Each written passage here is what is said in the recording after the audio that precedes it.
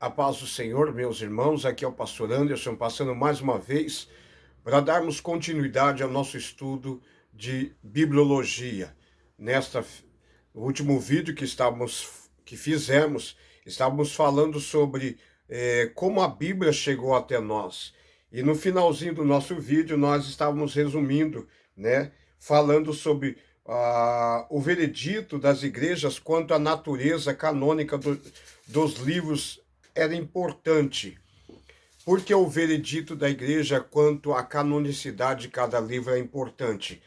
Porque foi no veredito da igreja é que se pôde ter uma noção mais exata de quais os livros de fato foram inspirados ou eram inspirados pelo Senhor. Pois quando nós olhamos para algumas Bíblias, até mesmo eu tenho uma Bíblia de estudo aqui que eu guardo, a gente guarda com a finalidade de estudar, a gente precisa pesquisar. Existe a Bíblia Católica, ela tem alguns livros a mais, né? Só que na nossa Bíblia nós não temos esses livros. Aí alguém pode perguntar por que na Bíblia Católica tem alguns livros a mais e na evangélica, na cristã, não tem. É justamente por causa disso, por causa que houve pela igreja um reconhecimento desses livros que nós temos, desses 66 livros que nós temos hoje. A igreja reconheceu como sendo eles inspirados. E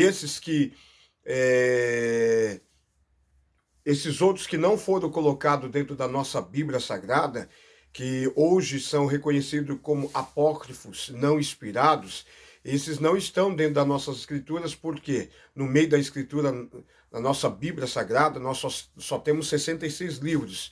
Mas por quê? Justamente porque esses livros foram considerados como espúrios, como livros não inspirados, como livros não autênticos, não tendo a inspiração do Senhor neles, por causa do seu conteúdo, daquilo que eles trazem dentro do seu conteúdo. Existem muitas coisas ali que de fato não mostra que aqueles livros são inspirados, né? Mas a igreja ela teve um grande trabalho e uma grande responsabilidade em analisar apuradamente os livros que de fato tinham a inspiração de Deus e que de fato é a palavra de Deus para nós, para a humanidade. Nós temos 66 livros, né? Dentro da nossa Bíblia Sagrada. Nossa Bíblia é composta por 66 livros. É um livro composto por 66 livros. Vamos dar continuidade aqui do nosso estudo de bibliologia. Nessa feita, vamos falar sobre a formação do cânon.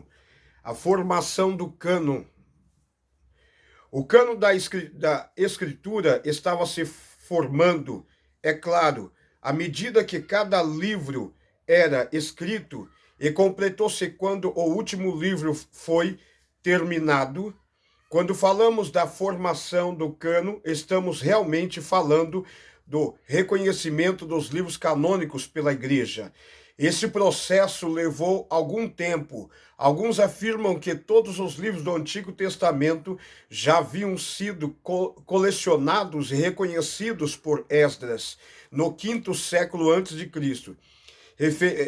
Referências nos escritos de Flávio Joséfo, de 95 depois de Cristo, em Esdras, segundo Esdras 14, indicam, em 100 depois de Cristo, indicam a extensão do cânon Antigo Testamento como os 39 livros que hoje aceitamos. A discussão do chamado Sinodo de Jânia, 70 a 100 depois de Cristo, parece ter partido desse cânon. Nosso Senhor delimitou a extensão dos livros canônicos do Antigo Testamento quando acusou os escribas de serem culpados da morte de todos os profetas que Deus enviara na Israel. De Abel a Zacarias. Lucas capítulo 11, versículo 51. O relato da morte de Abel está claro em Gênesis, e o de Zacarias se acha em 2 Crônicas 24, capítulo 24, versículo 20 e 21, que é o último livro da disposição da Bíblia hebraica, em lugar do nosso Malaquias. Para nós é como se Jesus tivesse dito: sua culpa está registrada em toda a Bíblia, de Gênesis a Malaquias. Ele aqui inclui qualquer dos livros apócrifos que já existiam em seu tempo, e melhor dizendo, ele aqui exclui qualquer dos livros apócrifos que já existiam em seu tempo e que continham relatos das mortes de outros mártires israelitas. Ele excluiu os livros apócrifos. O primeiro concílio eclesiástico a reconhecer todos os 27 livros do Novo Testamento foi o concílio de Cartago, em 397. O primeiro concílio eclesiástico a reconhecer todos os 27 livros do Novo Testamento foi o concílio de Cartago, em 397 depois de Cristo. Alguns livros do Novo Testamento individualmente já haviam sido reconhecidos como canônicos. Alguns livros do Novo Testamento individualmente já haviam sido reconhecidos como canônicos. Então quer dizer que um pouco antes do concílio eles já tinham reconhecidos alguns livros, mas precisava ser feito um trabalho mais apurado até que se juntasse todos os livros que haveriam de ser considerados